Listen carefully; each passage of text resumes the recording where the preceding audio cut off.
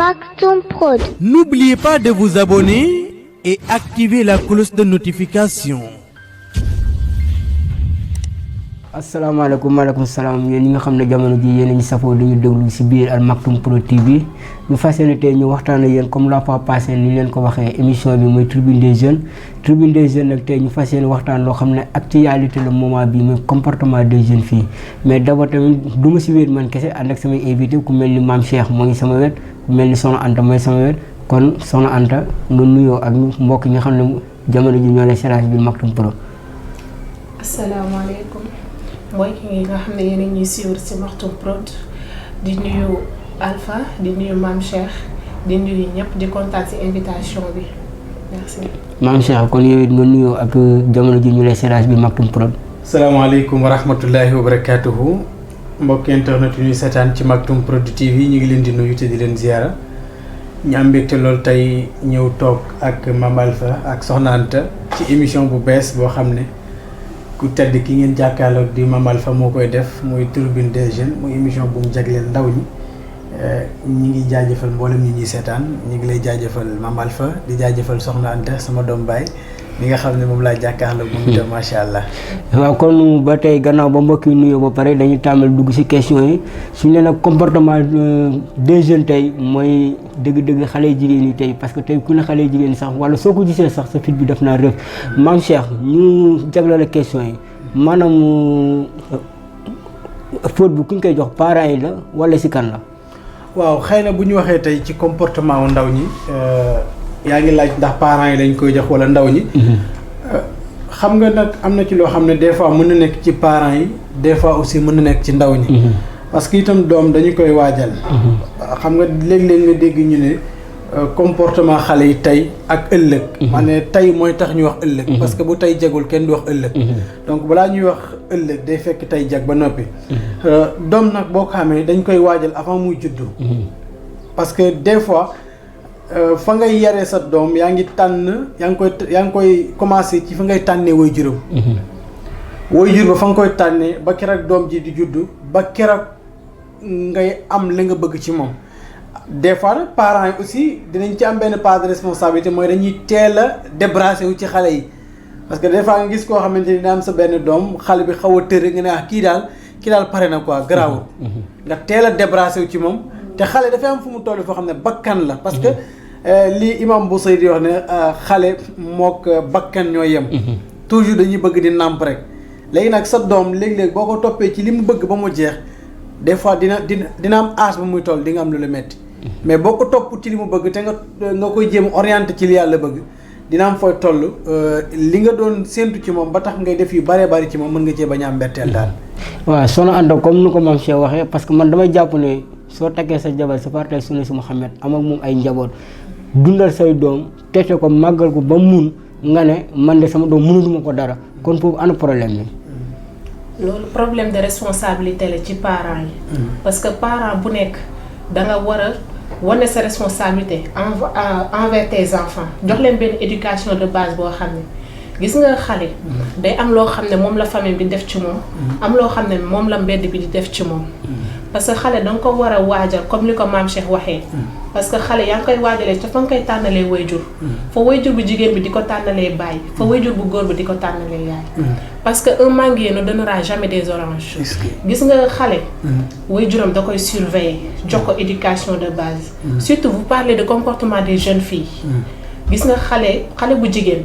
da nga wayjuram dafa war a def ci moom kersa. def ci moom responsabilité. def ci moom doylu. gis nga kersa. mooy couronne jigéen. doylu mooy couronne jigéen mooy magasin boo xam ne du mus a fees. jigéen da ngay doylu. parce que boo bëree bëgg-bëgg.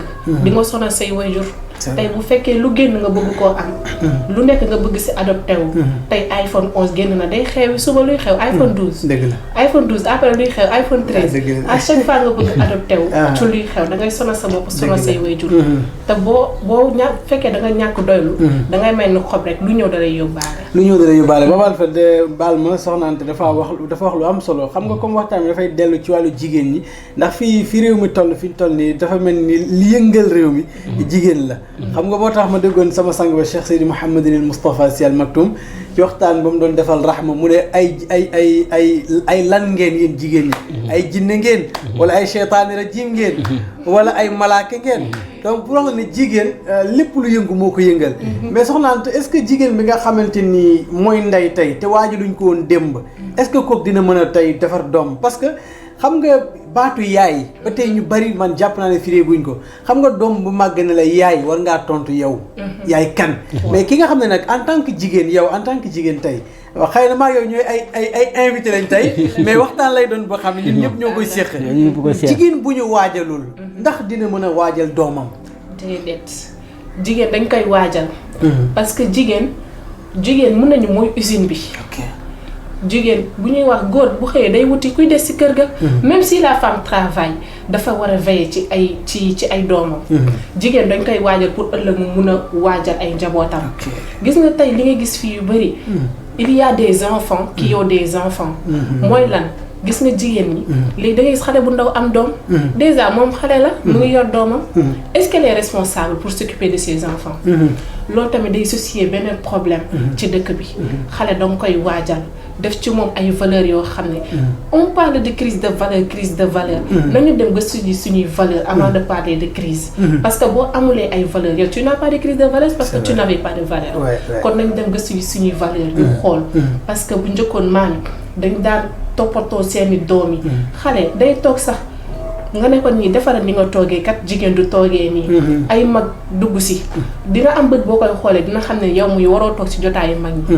dina am nu muy comporté wu ak góor yi nga ne ko jigéen du def nii de jigéen fi mooy place am jigéen nii lay def teg ko ci yoon en plus comme ni nga ko waxee rek instant yi problème jigéen ñi ñoo yëngal réew mais xam nga foofu lan laay wax Sénégal dafa bëri sujet tabou pourquoi on ne parle pas de sexualité avec nos enfants nos jeunes filles tey man du question maa ngi ñëw di jàngal nit ñi sexualité non li may dégg rek peut-être moom laay partager ak ñi nga xam ne ñoo ñuy suivre mais tey di nga ne jigéen ñii lay comporté woo jigéen da ngay am dignité jigéen yow di nga dem ba am sa doom bu jigéen mu toll si benn âge bi di gis mbaax nga ne ko jour boobu nga woo ko nga ne ko instant bi nekkatoo xale de instant bi da nga war a téye sa bopp am na lu nekk si yow loo xam ne sa dignité la ëllëg moom lañ lay respecté ëllëg moom lañ lay nange gis nga parents yi dañoo war a waajal seen doom parce que les enfants sont l'avenir de demain te ñoom ñooy yoraat njaboot gi ëllëg mooy relève bi buñ amee relève bu baax rek mën nañu assurer suñu pays man Cheikh comme Soxna Anta nu mu ko waxee yar bu njëkk ba du papa ak yaay dong ñoo doon yar bàjjan daf doon yar tante daf doon yar nijaay daf doon yar mais tey nu jamono doxee tey ñii ñëpp tey dañ leen a beddi tey waaw dëgg la ñun ñëpp dañ leen a beddi tey parce que tey parents yi daf ci am ñu commande ñu fiir ci seen i doom te distingué wuñ cadre fiiraange bi ma maanaam dafa am fiiraange bi ma bëgg a wax soxna tey bu njëkk sa doom day génn def naka su dul noonu bàjjen pes ko wala sarak am nu mu def ak moom yaay ji ci boppam dafay am lu ko metti parce que sama doom juruma doom ju ñuy dóor wala sama doom kenn du ma ko dóoral léegi nag tey sa doom ju day dem ba bu defatee dara dafay mujj doon ku ñu bërgël léegi yow kii nga xam ne moo dóor sa doom dóoru ko woon ngir dara dafa am lu mu gisoon ci moom loo xam ne foog mu ërtal ko ba beneen yoon même bu la gisut yow même bu ko gisut dina xam ne lii kat baaxul parce que xale des fois dina toll foo xam ne am na loo xam ne boo ko teree rek wala nga am noo ci jëflante ak moom prochainement balaa ko dina ci xam dara. incha allah waaw ànd comme mbokk nu nga ko waxee ñu gis tamit ne amoon nañ habitude suñu doom balaa ñu dugg école ñu yóbbu leen école coranique ñu jàngi mais loolu tey amatul jardin lañ leen di yóbbu di leen jàng loo xam ne xëy na ñu nekkul suñu réalité est-ce que loolu tamit jurul beneen situation tamit si ndaw ñi. dëgg la parce que éducation religieuse dafa bokk ci xale. muy su fekkee da nga bokk ci religion islamique. mooy religion chrétienne. parce que xale da nga koy. éducation religieuse dafa war a jiitu ci moom. parce que religion kenn gënu koo bëgg lu baax. dëgg la diine kenn gënu koo bëgg lu baax ay valeur kase fa nekk. gis nga diine bu jiitoo sa xol. yow leneen du la yàq dara du la fëkk. c'est vrai parce que day fekk tu es solide. gis nga sànq rek laa koy wax am na valeur yu nekk si yow. da ngay génn gis say morom. man des fois sax mën nga génn gis ay xale yu toog. mais nga déglu tuuti seen discussion di nga xam ne kii xale buñ def si moom dara la. xale buñ sol yàpp mag. effectivement des fois xale da nga leen di suivre rek. nga xam kii nii am na yar wala kii amul yar. pour lan parce que xale da nga koy waajal avant muy génn. parce que léegi mbedd bi dafa influent. mbedd bi léegi dafa influent.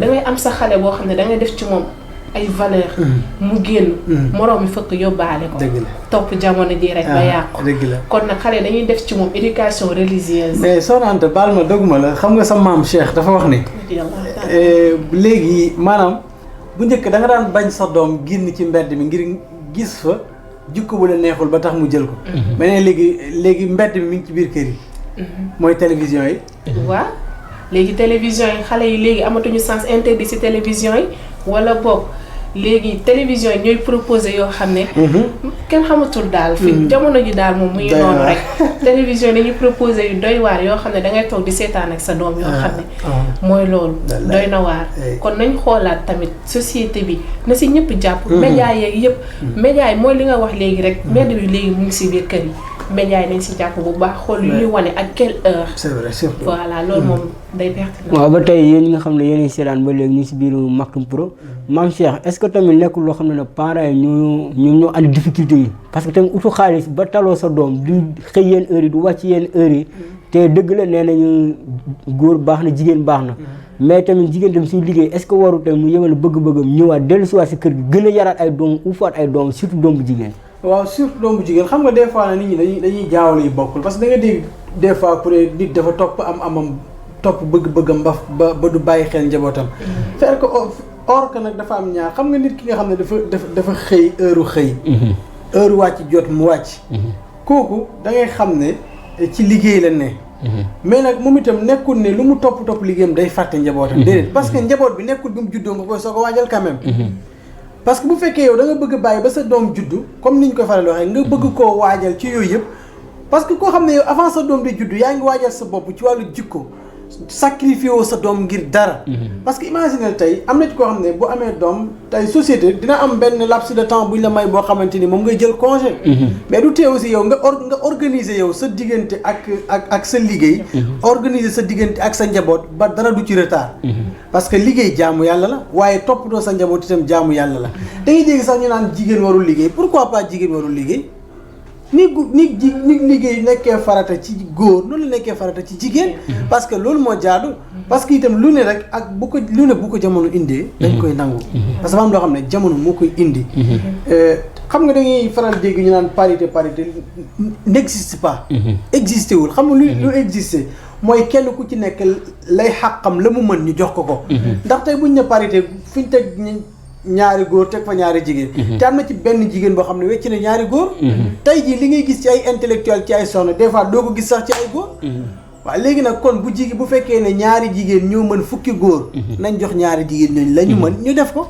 bañ a rek focaliser ci ak dañuy topp seen liggéey ba fàtte yar jaboot gi déedéet parce que kon bu fekkee ne da ngay bàyyi ba am doom nga soog koo yar kon boo amee doom mu perturber sa liggéey te jaaduwul c'est trop tard comme ko waxee Soxna Anta ba tey ñu ñëw si question yi da ngay dégg parfois wéykat bi wax na ko mu ne baaxu baay am na solo baaxu yaay am na solo mais baax ci sa bopp mu ëpp solo tey soo nekkee jigéen tey nekk jeune ban comportement lañ war a mën a gis tey si yow.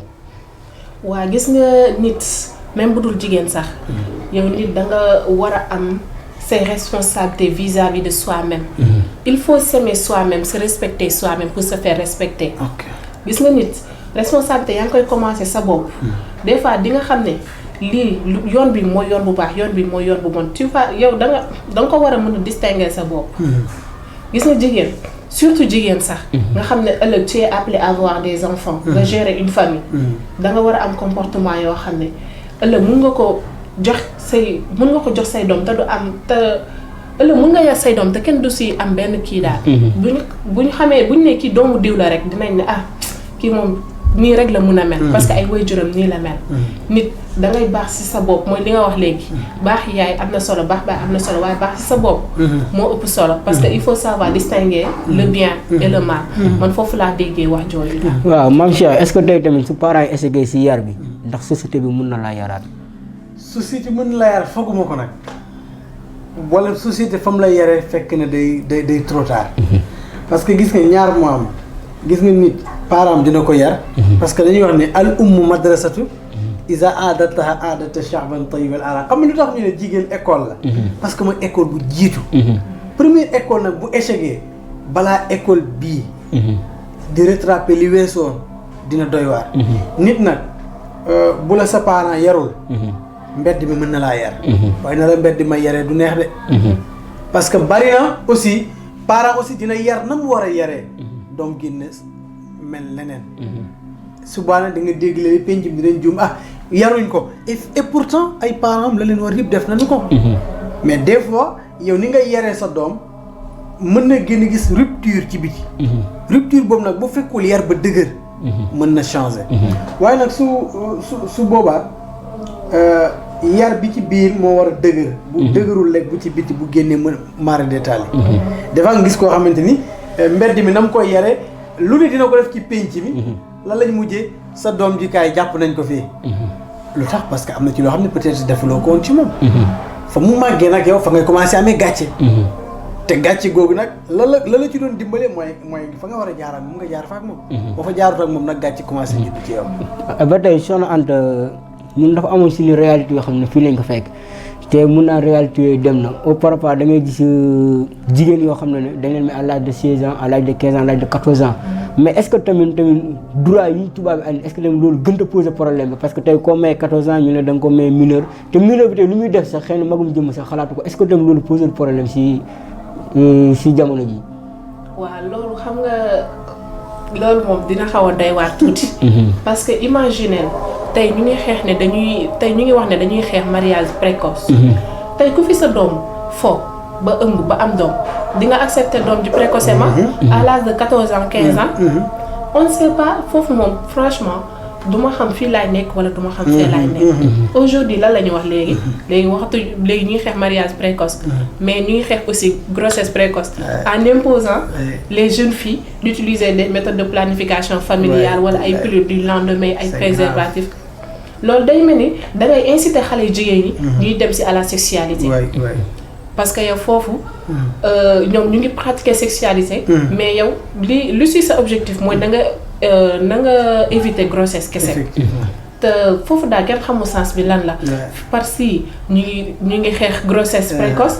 par là ñu ngi xeex mariage précoce. te xale jigéen ñi ñu si gën a ndaw. ñu ngi def ay activités sexuelles. loolu rek mooy poser problème bi. c'est ça. mais man Soxna Anta bëggoon naa aussi xam nga tey fii comme ni mu wax léegi. bëggoon naa yow en tant que jigéen ci kaaw fi jamono toll. kii Mamal fa. xam nga jamono yëngu na comme ni ñu ko waxee. ci commencement bi. te lépp jigéen ko yëngal. mooy ci cadre mën nañ ko citer ci cadre Sonko ak ci cadre Adji Sarr. donc cas boobu nag tey mën naa xam ne tey réew mi ku ne xam na ne dalatul. te tey actualité bi yëpp loolu la. te lépp jigéen ko waral. ñii ne gëm nañ ko ñii ne gëmuñ ko ñii ne gëmuñ ko nag moo ëpp. mais yow en tant que jigéen nan ngay analyser loolu. en tant que jigéen moom franchement. loolu moom bëgguma ci sax sori. parce que c'est très politique. ñii ñuy wax dëgg la ñii ñu ngi wax du dëgg man je ne sais pas loolu moom instant justice bu ngi def yoonam. moom jëla ko ci baax. mais pour man gis nga jigéen da nga war a am na nooy même. responsabilité bi ngay am fulla bi ngay am fayda bi ngay am. góor du sañ a wax ak yow sax yenn wax yi. bay egg ak yow foo xam ne. jéggi na dayoo daal. parce que tey mun naa ànd sama benn xarit. mu am fulla am fayda ci boppam. mais mu ànd ku mel ni Anta. ñàkk fayda lu nekk mu dugg ci par-ci par-là xale bu góor bi bu ñëwee xam nga kan lay waxal kan lay draguer Anta lay draguer. parce que moom moo ko wan kanam boobu. gis nga jigéen da nga war a am limite. jigéen da nga war a am limite am fulla ci sa bopp am fayda ci sa bopp. kaa bi daal mais dignité jigéen ndax xaalis war na koo jënd. jamais xaalis mënu koo jënd. dignité jigéen xaalis mënu koo jënd dignité sax laay wax. ci nit. xaalis mënu koo jënd. parce que dignité moo ëpp valeur xaalis. sa dignité. ci li la nit di respecté. ci li la nit di la joxee sa gët. boo peetee sa dignité perte nga lépp tu n'as plus de valeur. tu ne vaux rien. un vrai vaurien c'est quelqu'un qui a perdu son dignité. macha allah. waaw ba tey di leen fàttaliku yéen si biir Maktoum Pro Mame Cheikh tey soo amee yëbal bi nga xam ne tey ñu ngi koy jox ndaw ñi tey surtout jigéen ñi lan lay doon. waaw surtout jigéen ñi moo ñu gën a bàyyiwaat xel seen bopp gën a bàyyiwaat xel xam ne pinc mi. pinc la moo xam ne fi nu toll.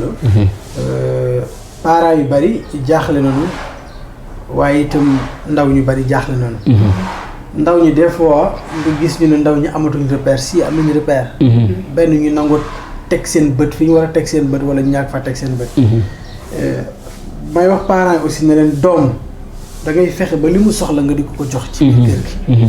parce que gis nga xale dafa am fu muy toll dafa am lu muy soxla. fexeel boo bañee sa doom ñaan. boo bañee sa doom taxawaalu. fexeel ba lépp lu mu soxla. nga waajal ko ci. xam nga tey am na ñoom dañuy yar seen doom ba tabaski bu ñëwee wala korité ñëw wala dara ñëw. au lieu que ñuy bàyyi seen doom ñu dem ñaani ndéwénal dañuy génne seen xaalis jox leen seen xol sedd ñu toog ci biir kër gi am naa xaalis sama papa jox na ma. kooku yaa ngi am loo koy jàngal lu bare. n'empêche pas que nekkul na da nga koy tere mu ànd ak ay moromam dem ñaani ndéwénal. mais dafa am dignité boo koy jàngal. yaa ngi koy waajal. loo xam ne nag tey bu génnee ci biti bu ci tegee bëtam mu yóbbu kiiwam fexeel daal ba moom bu manqué li mu war a manqué ci kër gi. ndax am na ci loo xam ne parce que am na loo xam bu ko xale manqué rek bu génnee mën na xool li keneen am. donc loolu parents yi nañ ci bàyyi xel bu baax a baax. xale la quoi. xale moom xale lay nekk. parce que xam nga ne baat bi sax tey boo ko doon firi xam nga mango vert. xam nga loolu lu ñoragul la. mooy moom la ñu tuddee xale mooy lu xaay. bu dee ci wolof am dañu mango vert mais mango bu xaay ñun la ñuy wax bu dee ñun ci Saalum quoi. parce que mango la boo xam ne dafa xaay. ñoragul loolu mooy xale dafa xaay foog nga muñal ko ba mu ñor. muñal ko ba mu ñor nag du doole. du xët du ërtë. te des fois ñenn ñi perturbé ci noonu seen yarub doom. ba xale bi kenn du xam lu muy niru. fekk parent bi moo raté vocation ci côté boobu. waaw Soxna Anta comme ni nga ko waxee sànq ba léegi ñu ñëw suñu question mooy c'est-à-dire que l'éducation bi ni ñu koy dugalee pourquoi tey ñu mel ni Talaatay Nder duñ koy rappeler xale jigéen ñi wala ku mel ni Aline Sitoé Diatta yow ban gis-gis nga si am. waaw ces braves dames des fois dañu war nañ di raconter seen histoire. di gën a ñaax sama morom yi di nettali ay histoire yoo xam ne xale jigéen dinañ si jëlee ay valeurs. jëlee si ay leçons. parce que ñooñu c'était des braves dames dañ doon bañ ba dee. am seeni valeur am seeni dignité. tey xale jigéen defe naa ñu suñu morom yi moom instant yi loolu lañ manqué. des valeurs te ñàkku fi li nga wax léegi rek. ñàkkuñu ay références am nañ fi ay références yu baax. maam Fa Wade Wele mu ngi fi maam Soxna Diarra Bousso mu ngi fi. pourtant chaque jour ñu ngi dégg seen histoire. dëgg la tout le temps on se concentre sur nos téléphones portables. pourquoi pas ñu gëstu seen histoire. parce que am na loo xam ne.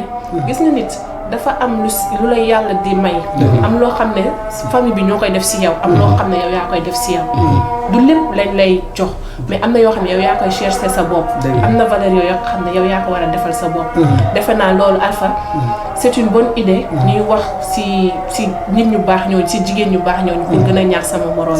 Mame Cheikh ñu daa mel ni lu ñu mel si waxtu bi jeex na ñu bàyyi la nga tàggatoo ak mbokk yi nga xam ne ñoom ñoo ñu seetaan. waaw jaajëfal mbokk yi ñuy seetaan ci Maktoum Prod moo xam ñi nekk ci biir réew mi moo xam ñi nekk biti réew di leen wax nag ñu gën di abonné ci chaîne bi boole ko ak di partager liens yi partager vidéo yi ba àdduna yëpp mën ci jot incha allah jaajëfal leen baax surtout nu ngeen di bàyyi xel chaîne bi jaajëfal Mame Alpha sant ko bu baax a baax moom mi nga xam ne moo ñu invité jaajëfal itam ki nga xam ne moom la ñu booleeg ci plateau bi di sama doom bàyyi nga xam ne sant Diop moom Diop moom mooy sant bi gën a neex ci àdduna bi Mame Alpha d'accord nga. waaw d'accord naa d'accord naa ko sant Diop day baax day yaru. moo waxuma loolu de d'accord ne sant Diop. d'accord naa sant Diop moo gën a neex ku sant Ndiaye. loolu kay fii laa ko waxee. Soxna Anta ñu bàyyi la nga tàggatoo ak mbokk yi ñu seetaan. yow Sow nga sant. ah waaw te fu mu toll nii mbedd boo jaar rek gis ñu bind fa Saloum. neex Sow. waaw. Soxna Anta nga tàggatoo ak ñu seetaan. waxal Diop dàq ci sant yi de. Diop kay moo dàq amul morom waaw topp si saa. xam naa daal moo dàq Ndiaye loolu mën naa ko seetaan. macha allah. waaw mbokk yi ñuy suivre comme émission bi mu ngi jeex rek. ñu ñaax suñu bopp. ñaax sama moroom yi. parce que Serigne Babacar Sy radiyallahu taala mu daan na wax ni. man jotaayu mag kese soppuma ko. jotaayu ndaw kese soppuma ko. na mag ñi na jotaay bi na doon jotaayu mag ak ndaw. parce que bu mag bi yoree xel bi. xale bi moo yor kàttan bi. kon nag defe naa sama moroom yi nañ dem gëstu ji. di jege mag ñi ñuy waxtaan ak ñoom di ñu ñaax. gis nga il ne faut pas précipiter l'avenir. non non gis nga la direction. est plus importante que la vitesse. C'est vrai. parce que waruñu précipiter. suñu bopp waruñu précipiter suñu avenir. parce que dara yàggul daal. mënoo ay étapes la vie c'est des étapes. étape par étape la boo tolloo ci xale del foo xale moo am droit def bêtise ñu koy corriger boo tolloo si jàng del jàng boo tolloo si neneen tamit nga jox ko gëddam ba mat mais il ne faut pas précipiter les choses kon nag nañ gën a veiller di maytu coow it maytu gis nga réseaux sociaux yi aussi affaire bu am solo la dañuy segg bu baax li nga xam ne moom lañ ciy jël kon nag ñu ngi jaajëfal ñëpp di sant ñëpp di gërëm ñëpp maam Alpha kontaan nañ si ñoo la gën a kontaan bu baax di kontaan tamit si bokk ko ak sama doomu baay maam Cheikh franchement jërë ngeen jëf yéen ñëpp waaw dafa ne comme ni la ko waxee rek lu na fàng kenn du ko jeex te lu duuf yëpp xëy si cin bi di leen jox rendez-vous comme ni la ko waxee chaque dimanche à partir de 22h si biir Maktoum Prod di kontaan sama invité baax yi nga xam ne tey macha allah tey lii ku ko déglu da nga bëgg da nga kontaan parce que ñoom xam nañ ne temps amul jot amul mais ñu bàyyi seen lépp ñëw bokk man plateau bi kon nu mu leen ko waxee woon rek teg leen foofu seen loxo ma dem la ñëw di leen jox numéro yi nga xam ne képp koo xam ne intéressé na la mun nga ñëw woo ñëw participer si plateau bi jëlal yow mi li ma seetaan mën ngaa composé 77 343 84 65 77 343 84 65 kon di leen jox rendez-vous si yeneen plateau asalaamaaleykum wa rahmatullah. waaleykum salaam wa rahmatullahi wa barakatuh. Shukran lakum. pharmacie Al Maktoum li kulli daa in dawa jàngoro bu ne am na saafara tax pharmacie Al Maktoum ñëw ngir saafara jàngoro askan wi yow mi amee ndoxu siti sa yaram di tàng sa kawar di ruus say tànk di xar gaawal jokkoo ak pharmacie Al Maktoum hémorroïde nga amee interne wala externe sa biir di jooy naan xur jugal ci sa bopp gaaw ba ci ulcère ak estomac mauvaise haleine maanaam gémmiñ gu am xeet ba ci faiblesse sexuelle maanaam góor gi néew kàttan yow mi amee diabète bul ko waaj gaawal jokkoo ak pharmacie Al Maktoum ba nekk ca Grand Yoff fu ngeen mën a nekk ci biir réew mi ak biti réew cat moo la sonal ubbeeku nga bëgg ba ci bayre istixaara gaawal jokkoo ak pharmacie Al Maktoum ci 77 417 70 78 pharmacie Al Maktoum ñëw ngir saafara jàngoro askan wi bu ngeen jokkoowee ak pharmacie Al Maktoum xeetu jàngoro bu ngeen mën a am ba ci listixaara bayre ubbeeku génne cat ci sa yaram woote leen gaaw ci 77 417 70 78 pharmacie Al Maktoum nuurun ala nuur